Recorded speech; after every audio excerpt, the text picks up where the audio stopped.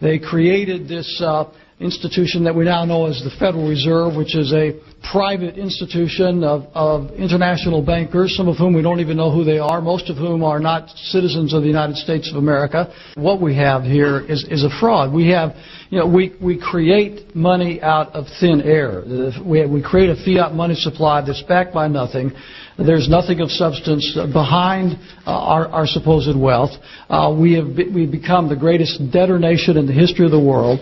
We're $10 trillion in debt and growing. There's no end in sight, and the only answer that they can come up with is we got to borrow more money. They tried to get it through Congress under the name the Aldrich Federal Reserve Act. But since Aldrich was so tied to the international banking system, the members of Congress, under the leadership of President Taft, they voted it out. So they went back to the drawing board and they redid it.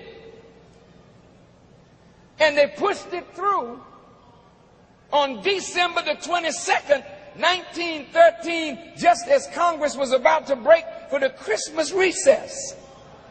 Wanting to get home quick, they pushed it through. And the Federal Reserve Act became law.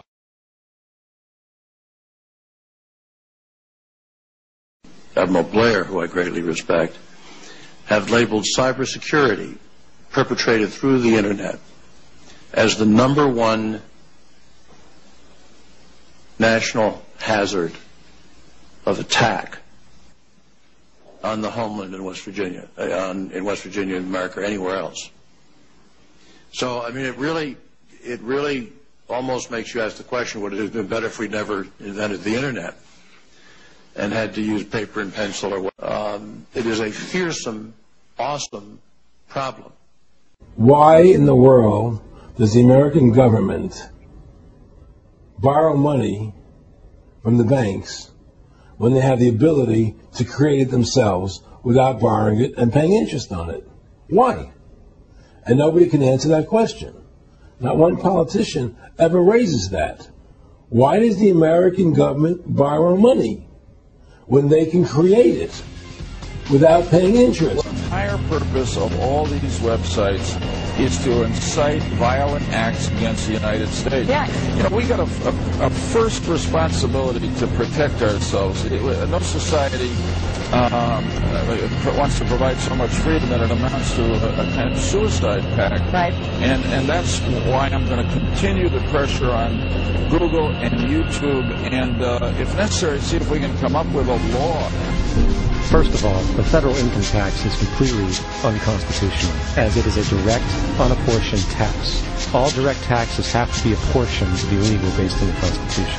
Secondly, the required number of states in order to ratify the amendment to allow the income tax was never met, and this has even been cited in modern court cases.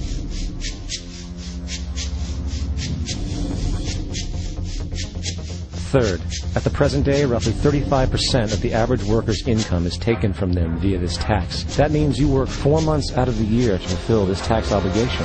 And guess where that money goes?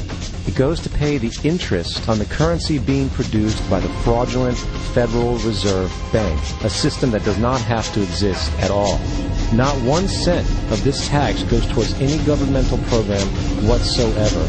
Not 1 cent. The money you make working 4 months out of the year goes almost literally into the pockets of the international bankers who own the private Federal Reserve Bank.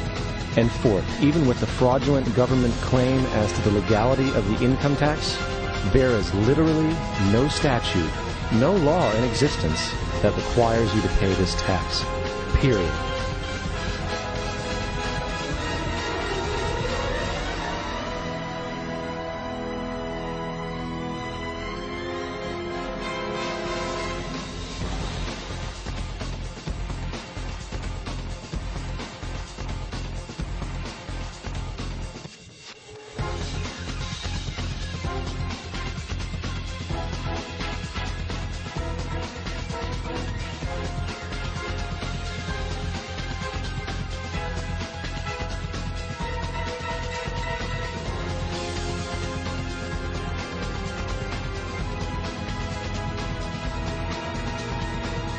So they same bankers put money behind Woodrow Wilson.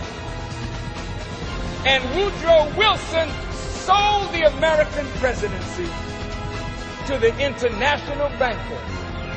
He was elected in 1912, and in 1913, the Federal Reserve Act became law. Like Rothschild said, he don't care who rules, as long as he controls the purse string. Evil is evil. If you vote for one that you think is a little less, actually you get tricked into that. You think that you vote for a Republican to balance the budget, and they're worse than the Democrats. That's what the people are sick and tired of. You vote for the Democrats to end the war, and they expand the war as much as the Republicans. We go to overseas and fight wars to promote democracy. At the same time, we listen to these glib debates going on that's really irrelevant to these four important issues. We are now over $9 trillion in debt. And what solution are they offering? None. Nothing. You don't hear one word in these debates about the debt. Why? Because they're equally responsible, and it's indefensible. It is indefensible. You can't get on the debates. You can't get on the ballots. The parties are the same. There's really no choice in the system. We don't have good democratic process here.